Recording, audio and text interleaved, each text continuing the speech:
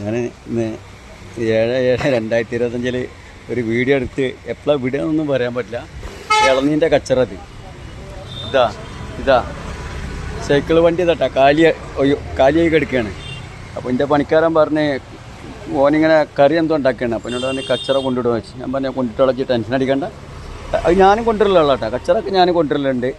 ഇത് മാത്രം നിങ്ങൾ കേൾക്കണ്ടോ. അപ്പോൾ ഇതിന് വേണ്ടി വീഡിയോ എടുത്തത് അല്ലാതെ എന്നും ഓനക്ക് പണിക്കാർ കുട്ടികൾ വയ്യാന്ന് കാണുമ്പോൾ അപ്പോൾ ഞാൻ കച്ചറ ഞാൻ തന്നെ കൊണ്ടുവരില്ല. അല്ലാതെ മുതലാളിയായിട്ട് ജീൻസും പാൻറ്റ് ഇട്ടിട്ട് ഇവിടെ ഇരിക്കാനൊന്നും ഞാൻ നിൽക്കലില്ല. പണിക്കാർ കുട്ടികൾക്ക് എന്തെങ്കിലും ഓൻ പറഞ്ഞു ഓനക്ക് ഒന്ന് ഓൻ പറഞ്ഞ് കച്ചറ കൊണ്ടുപോയി ഞാൻ കറി ഉണ്ട് ഓൻ കറി ഉണ്ടാക്കി കൊണ്ടിരിക്കുകയാണ്. ഇങ്ങനെ കണ്ടമാനം വീഡിയോസ് ആകുമ്പോൾ ക്യാ പറഞ്ഞ ഇതാ ഞാൻ ഇന്നലെ ഉണ്ടാക്കിയ മീൻ കറിയാണ് ഞാൻ എടുത്ത് വെച്ചതാ. ഓൻ്റെ കറി ചിലപ്പോൾ ഇത് കറി ഓൻ ഉണ്ടാക്കിയ പേര്.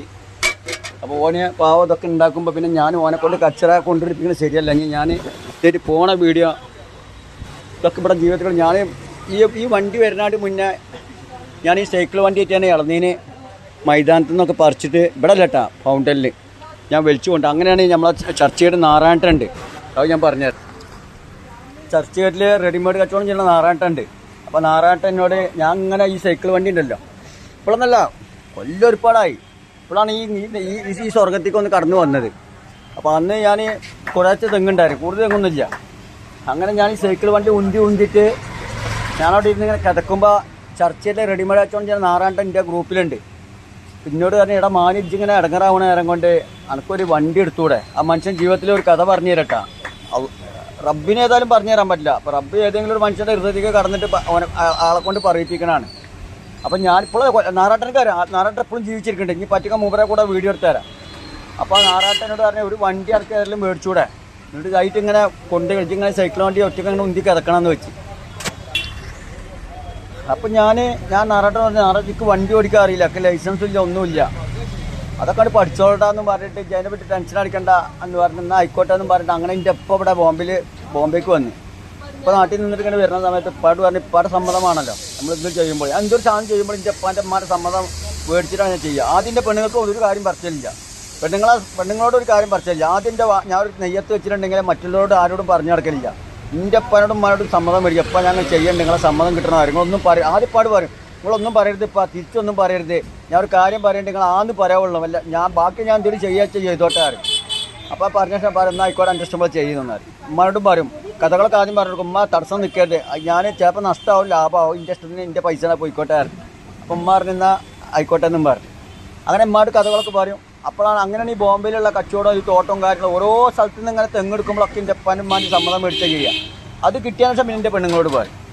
അപ്പോൾ അതാണ് ആദ്യം ഉമ്മ ഇപ്പം അയാത്തിൽ ജീവിച്ചിരിക്കുമ്പോൾ നമ്മൾ മാതാപിതാക്കൾ ജീവിച്ചിരിക്കുമ്പോൾ അവരെ സമ്മതം മേടിച്ചിട്ടാണ് നമ്മൾ വേറെ പെണ്ണുങ്ങൾക്ക് തീരം കൊടുക്കുക. അല്ല നമ്മൾ പെണ്ണുങ്ങളെ നമ്മൾ സ്വർഗം എന്ന് വിചാരിച്ചിട്ട് നടക്കരുത്. പെണ്ണുങ്ങൾ നമുക്ക് സ്വർഗം തന്നെയാണ്, ഓളാണ് നമുക്ക് ഇറച്ചിയും പത്തിലൊക്കെ ഉണ്ടാക്കി തരുന്നത്, ഓളും വേണം.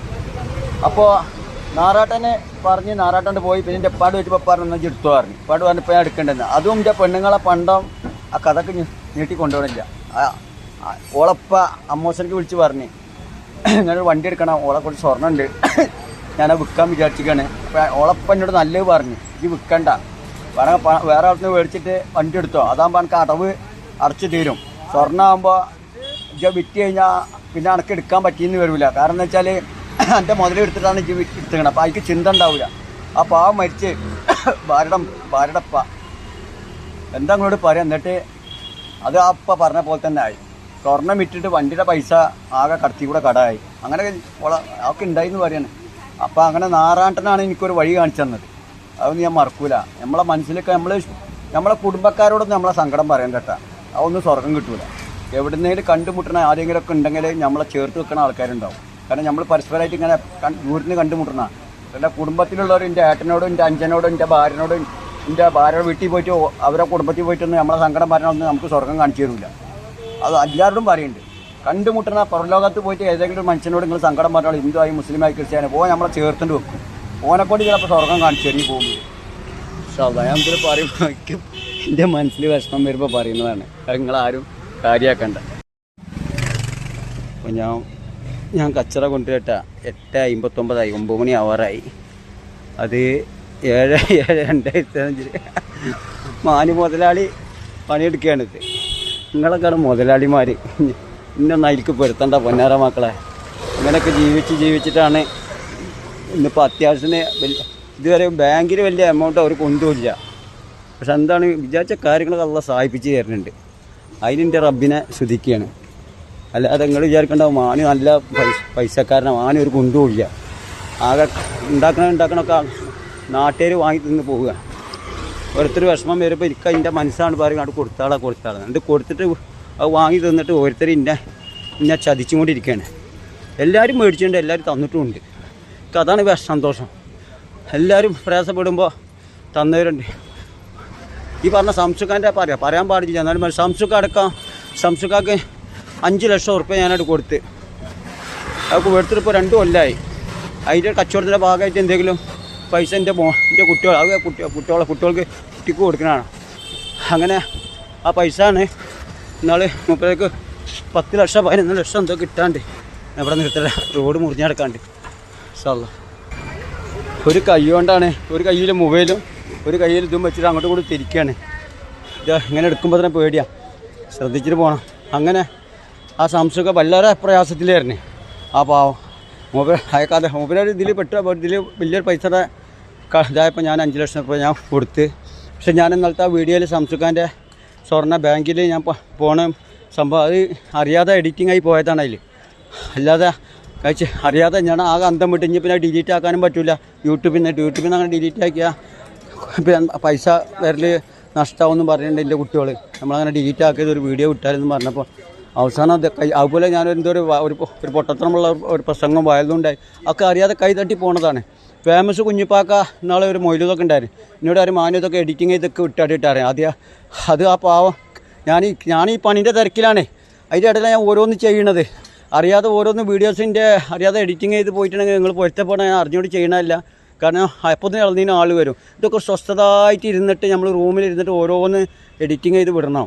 ഈ ഓരോ ഭാഗങ്ങൾ വീഡിയോസ് എടുത്തുകൊണ്ടിരിക്കുകയല്ലേ, നീട്ടിക്കൊണ്ടുപോകണില്ല.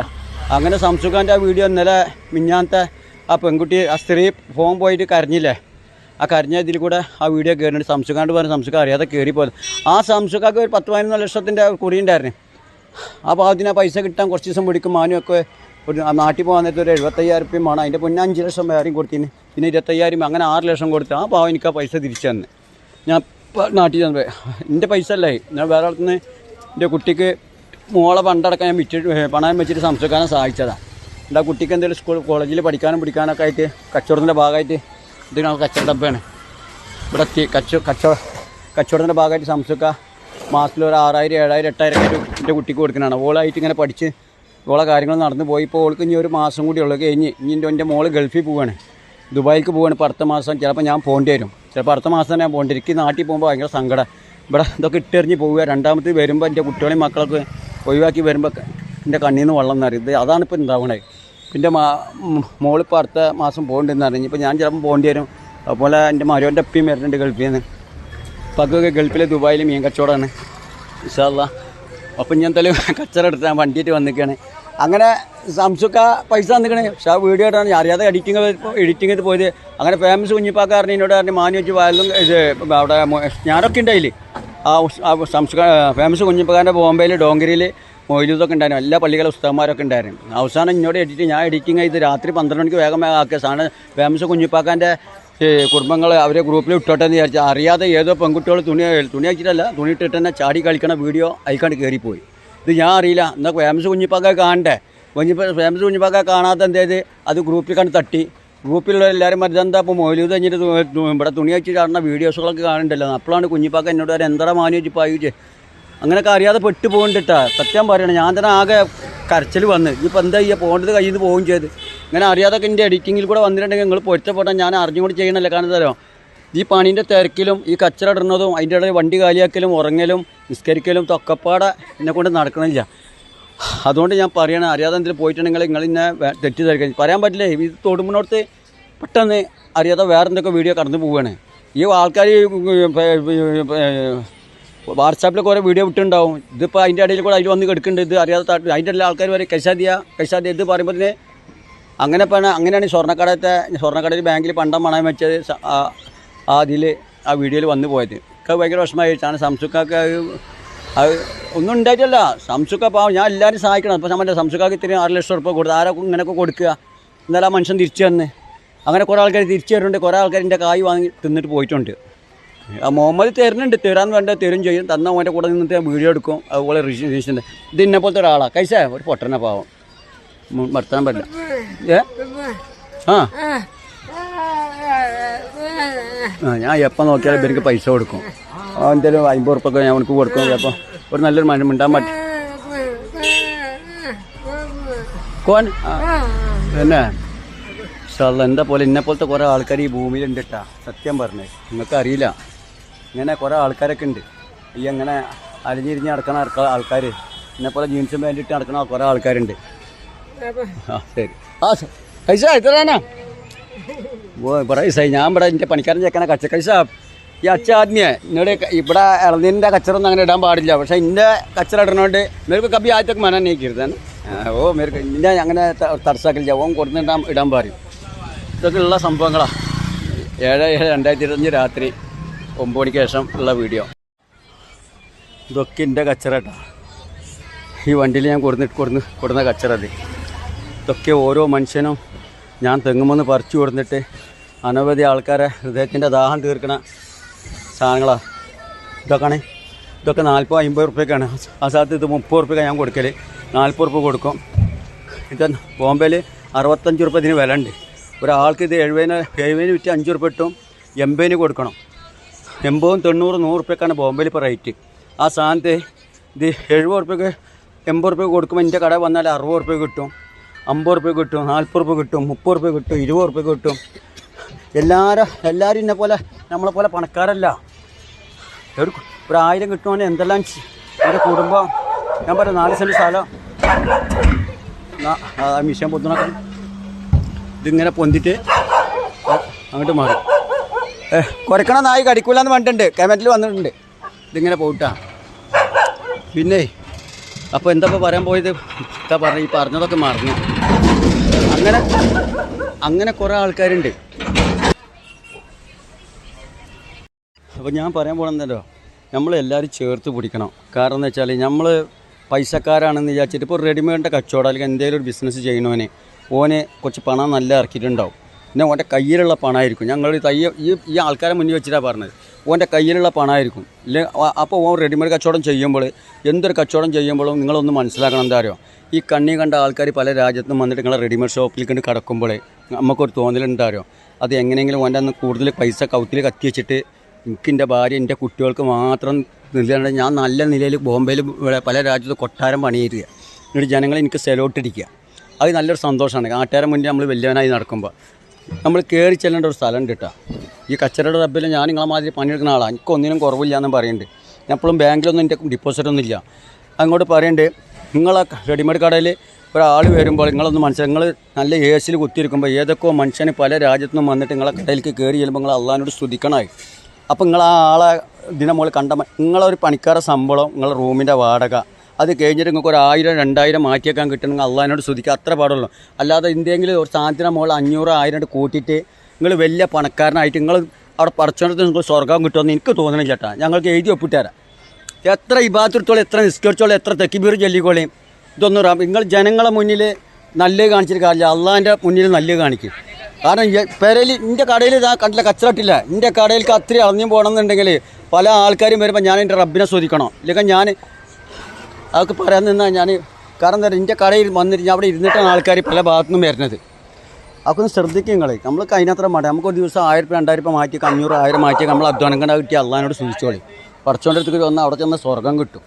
ഞാൻ നിങ്ങളെ മാതിരി റോട്ടുമ്പോൾ കൂടെ നിരകിച്ച് കുറേ, അതുപോലെ വണ്ടീൻ്റെ അടിയിലൊക്കെ ഒരാൾ ഈ കച്ചറ ഡബ്ബിലൊക്കെ ഒരു പണിയെടുക്കുമ്പോൾ ഓനക്ക് ഓൻ്റെ കൂലി കൊടുക്കുമ്പോൾ ആയിക്കൂടെ ഒരു 50-100 രൂപ കൂടുതൽ കൊടുത്താൽ അതിനൊക്കെ റബ്ബ് സ്വർഗ്ഗം കാണിച്ചു തരും. കാരണം ഈ തീട്ടത്തിൽ നിന്നിട്ടൊന്നും ഒരു മനുഷ്യർക്ക് പണിയെടുക്കാൻ പറ്റൂല. അത് ഏതൊരു മനുഷ്യൻ വന്നിട്ട് നിങ്ങളെപ്പോലത്തെ ഹൃദയമുള്ള ഒരു മനുഷ്യനാണ്. ആ മനുഷ്യൻ വന്നിട്ട് അവിടെ പണിയെടുക്കുമ്പോൾ ഓന് പണിയെടുത്ത് പോകുമ്പോൾ ഓൻ്റെ കൂലി അയക്കുക. അതുകൊണ്ട് ഓനക്ക് ചായയും പൊറാട്ടയ്ക്ക് വാങ്ങി കൊടുത്തിട്ട് ഓനക്ക് പോകുമ്പോൾ 50-100 രൂപ കൂടുതൽ കൊടുത്ത് ഓൻ്റെ അങ്ങോട്ട് എനിക്ക് ഇഷ്ടപ്പെട്ടോന്ന് ചോദിക്കുക. ഓൻ്റെ മനസ്സ് പറയുമ്പോൾ പടച്ചോനോട് അപ്പോൾ ദുആ ചെയ്യും. എന്താ ചെയ്യാറോ, ഈ മനുഷ്യൻ 5 കോടി ഉള്ള ആളാണെന്നുണ്ടെങ്കിൽ ഓനക്ക് 500 കോടി കൂടിയും കൊടുക്കുക. ഇതൊക്കെ ഒരു ദുനിയാവിൽ ചെയ്തു പോയാൽ ഞാൻ സ്വർഗ്ഗത്തിലാണ് ചേർക്കണ്ട, ഞാൻ നരകത്തിലാണ്. നിങ്ങളെല്ലാവരും സ്വർഗ്ഗത്തിലുണ്ടാവും. നിങ്ങളൊക്കെ സ്വർഗ്ഗത്തിലുണ്ടാവും, ഞാൻ നരകത്തിലുണ്ടാവും. അല്ലാതെ എൻ്റെ വീഡിയോ കണ്ടിട്ട് നിങ്ങൾ ചേർക്കേണ്ട മാനു സ്വർഗ്ഗം. ഞാൻ ആരുമല്ല. ഞാൻ വല്ല തൊപ്പിയിട്ടിട്ടോ മൊയ്യരായിട്ടൊന്നുമല്ല. ഒരുപാട് റോട്ടിൽ കൂടെ കിടന്ന് ജീവിച്ചൊരു കടന്നു പോയിക്കൊണ്ടിരിക്കുന്ന ഒരാളാണ്. ഞാൻ യൂട്യൂബിലേക്ക് വരേണ്ട ആളല്ല.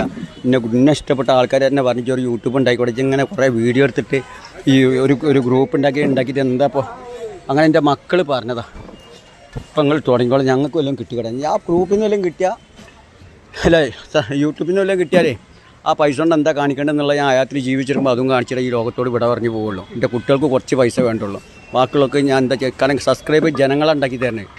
അത് നിങ്ങൾ മനസ്സിലാക്കണം. ഇപ്പം ഞാൻ ഒട്ടുകൂടി പറയുന്നുണ്ട്, ഇന്ന് 7-ാം തീയതി ആണ്. ഇപ്പം നല്ലൊരു മനുഷ്യനാണ്. എൻ്റെ കച്ചറ കൊണ്ടുവരുമ്പോൾ ഇവിടെ കച്ചറ എന്നാൽ എനിക്ക് തടസ്സം നിൽക്കില്ല. ആര് മുഹമ്മദ് കാ കച്ചറ അയക്കാന്ന് ചോദിക്കും. ഭായ് ആ മേരാ കച്ചറ के लिए मेरे को कुछ दिक्कत देता है क्या? कभी मेरे को तकलीफ ഒരു മിനിറ്റ് ദയവായി നിൽക്കട്ടെ. ഇതിനെപ്പറ്റി അറിയുന്നോണ്ടാണ് अच्छा है, कभी भी और कचरा फैलाने के लिए मना नहीं करते हम लोग. अच्छा इंसान है, हमेशा आता है, हम लोग कभी मना नहीं किया. കേട്ടില്ലാണ് എൻ്റെ കച്ചറ വരുമ്പോൾ ഒരിക്കലും തടസ്സം നിൽക്കലില്ലാന്ന്. മുഹമ്മദ് ഭായ് പുലാത്തെ മുഹമ്മദ് മുഹമ്മദ് ഭായ് എന്ന് വിളിക്കുക. ഇവിടെ ബോംബെയിൽ ഇഷ്ടപ്പെട്ടവർ ഈ പാവം മിണ്ടാൻ വയ്യാത്തൊരു മനുഷ്യനാണ്. മുഹമ്മദ് ഭായ് എന്ന് വിളിക്കാൻ എന്താ വിളിക്കണമെന്ന് അറിയാം. എത്ര അവൻ കിടക്കാണ്, ഓൻ കച്ചറട്ടിട്ട് ജീവിക്കുകയാണ്. നോക്കി അവൻ്റെ പെണ്ണുങ്ങളത്. പിന്നെ മുഹമ്മദ് ഭായ് ബോംബെയിൽ ഇഷ്ടപ്പെട്ട ആൾക്കാരെന്താ പറയുക, നമ്മളെ രാജം ഭായ്, രബി ഭായ്, മുഹമ്മദ് ഭായ്, സക്കീർ ഭായ്. ആദ്യം അച്ഛനേക്കാത്ത അച്ഛൻ ഭായ് പുലാത്ത, അതിന് ഭായ് എന്ന് വിളിക്കുക. ഭായ് എന്ന് പറഞ്ഞാൽ ജ്യേഷ്ഠൻ അല്ലെങ്കിൽ അനിയൻ എന്നുള്ളൊരു ബഹുമാനം. അത് നമ്മൾ നല്ലത് ചെയ്യുമ്പോൾ ഇങ്ങനെ നല്ല കാര്യങ്ങൾ ചെയ്തിട്ട് ലോകത്തോട് ഭഗവാൻ കബാസ് ജാനാ ചെയ്യാൻ ഉള്ള കാര്യങ്ങളാട്ടാ. ഇതൊക്കെ ജീവിതത്തിൽ കൂടെ നടന്നു പോകുന്ന സംഭവങ്ങളെ കണ്ടു പഠിക്കുങ്ങൾ. അല്ലാതെ ഇതൊക്കെ അറിയണങ്ങൾ. ഓരോ മനുഷ്യന് ഈ ലോകത്ത് എങ്ങനെയൊക്കെയാണ് നടക്കണേ, എങ്ങനെയൊക്കെയാണ് ജീവിതം തള്ളി നിൽക്കണേ. ഇങ്ങോട്ടൊക്കെ ഒരു കുരങ്ങനെ പോലത്തെ ഒരാളാണ് ഞാൻ. എൻ്റെ റബ്ബിനോട് എപ്പോഴും ചോദിക്കലുണ്ട് എന്നിട്ടാണ് ഇനി ഈ കോലത്തിലാക്കിയെന്ന്. അതിന് ഇതുവരെക്കും മറുപടി കിട്ടിയില്ല. ഞാൻ 7-ാം തീയതി വീഡിയോയുടെ മുന്നിൽ ഇളനീ കച്ചവടത്തിൻ്റെ മുന്നിൽ വന്ന് നിൽക്കുള്ള കാരണം എന്താ പറയുക, ये मेरा सार है, देखो मेरा खास पहचान सार है मेरा. कभी भी आता है नारियल पानी पीता है, इളനീ കുടിക്കോ പൈസ തരുമോ. എന്നെ ഭയങ്കര ഇഷ്ടപ്പെട്ട ആയിക്കരെ സാർ. मेरा यूट्यूब चैनल है, सब लोग मैं सबको बता रहा आपका बारे में. इधर इंडिया ऑफिसर मार गड्डोलीटा डोंगरी पुलिस स्टेशन. कैसे सर मेरा बार में कैसे अच्छा है ना? नहीं है ना, मैं कुछ गलत काम नहीं करता ना. ഞാനൊരു തെറ്റും ചെയ്യില്ല. അതുകൊണ്ടാണ് ഈ സാറുമാരൊക്കെ ഇന്നേറ്റ് അത്ര ഇഷ്ടം. താങ്ക് यू सर, बहुत अच्छा लगा मेरे को. मेरा यूट्यूब चैनल है, इसके लिए लोग सब मेरा स्टोरी बहुत देखते हैं. सब पुलिस वाला പോലീസുകാരും മുനിസിപ്പാലിറ്റിക്കാരും सब अपना साथ में अच्छे देखा. സാറ് പൈസ ഉണ്ടാക്കാണ്. ഞാൻ വേണ്ടാരെ പോലത്തെ നേ മുഹമ്മദ് വേണ്ട, പൈസ ഇല്ലാതെ ഒരു മോര് കുടിക്കാൻ പാടില്ല. Thank you. മുംബൈ നഗരവാസികളുടെ തലയിൽ തേങ്ങ വീഴാതെ സുരക്ഷിതരാക്കുന്ന ഒരു മലയാളിയെ ഇനി പരിചയപ്പെടാം. തെങ്ങ് കയറ്റക്കാർക്കിടയിൽ വ്യത്യസ്തനായ മുഹമ്മദ് റാഫി. മുംബൈക്കാർക്ക് ഏറെ വേണ്ടപ്പെട്ടയാളാണ് ഈ കുറ്റിപ്പുറക്കാരൻ.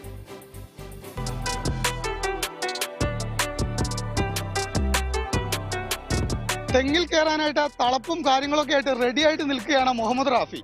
മുംബൈ കോർപ്പറേഷൻ ചില കുഴപ്പം പിടിച്ച തെങ്ങുകളുടെ കാര്യം വരുമ്പോൾ റാഫിയെ വിളിക്കും. റാഫി വിളിച്ചിട്ട് എന്താണ് റാഫി വിളിച്ചിട്ട് പറയാ?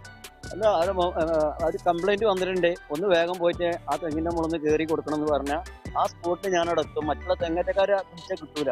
അപ്പൊ അവർക്കൊന്നും ഈ റിസ്ക്കുള്ള തെങ്ങിന്റെ മുള അവർക്ക് കയറാൻ പറ്റില്ല. കയ്യിൽ ചെറിയൊരു മരച്ചില്ല് പിടിച്ചാണ് റാഫിയുടെ തെങ്ങ് കയറ്റം. അതിനൊരു കാരണമുണ്ട്. ആക്രമണകാരികളായ പരുന്തുകളെ തുരത്താനുള്ള വിദ്യയാണത്. നാട്ടിലേതുപോലെയല്ല ഇവിടെ. മിക്ക തെങ്ങുകളിലും പരുന്തിന്റെ കൂടുണ്ടാകും. ഈ തെങ്ങിന്റെ മുകളിൽ കയറുമ്പോ ഈ സാധനം ഇങ്ങനെ ആട്ടുമ്പോഴാണ് ആ പരുന്ത് ഇവിടെ വന്ന് ചെവി ഉണ്ടല്ലോ, ഈ മുഖം കൊണ്ട് വന്നിട്ട് ഇവിടെ വന്നത് മാതി. പല തവണ എനിക്ക് അങ്ങനെ അപകടം ഉണ്ടായിട്ടുണ്ട്.